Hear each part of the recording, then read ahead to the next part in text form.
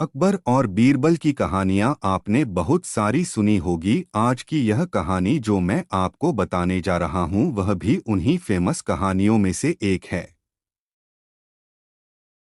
अकबर राजा देश के सबसे बड़े राजा थे। जितना बड़ा उनका महल था उतने ही उनके दरबार में दरबारी भी थे। इन दरबारियों में हर तरह के बुद्धिजीवी, कलाकार और अपने अपने क्षेत्र में एक्सपर्ट लोग थे, लेकिन इनमें से भी बीरबल जैसे कुछ ही लोग बादशाह के शाही सलाहकार थे। कई दरबारी बादशाह के शाही सलाहकार बनने का सपना देखते थे। वे अंदर ही अंदर बीरबल से ईर्ष्या भी करते थे। एक बार सभी दरबारियों ने मिलकर अकबर से बात की और उन्हें अपनी इच्छा बताई कि वह भी शाही सलाहकार बनना चाहते हैं।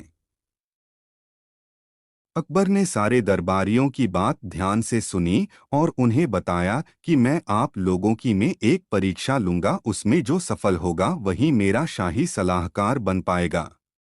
सारे दरबारियों को बादशाह की बात मंजूर थी। बादशाह अकबर ने तुरंत दरबारियों की परीक्षा लेने की ठानी।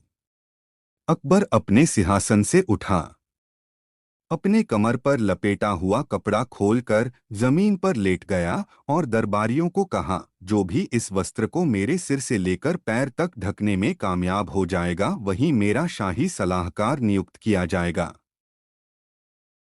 दरबारी एक एक करके इस परीक्षा को पास करने का प्रयास करने लगे।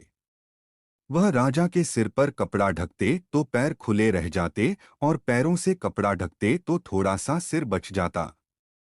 एक एक करके सारे दरबारियों ने प्रयत्न कर लिया मगर कोई भी उसमें सफल होता नजर नहीं आ रहा था। तभी उसी समय दरबार में बीरबल आया। अकबर ने यही काम बीरबल को भी करने के लिए कहा। बीरबल ने अकबर की बात पूरी ध्यान से सुनी और थोड़ी देर सोचने के बाद वह कपड़ा अपने हाथ में लिया और राजा को बड़ी विनम्रता से कहा, महाराज, क्या आप अपनी टांगे थोड़ी सिकुड़ सकते हैं? अकबर ने अपने पैर थोड़े मोड़ लिए और बीरबल बड़ी आसानी से अकबर को सिर से लेकर पांव तक ढकने में कामयाब हो गया। यह देखकर सारे दरबारियों का सिर शर्म से झुक गया और उन्होंने उस दिन के बाद कभी भी शाही सलाहकार बनने की बात अकबर से नहीं की।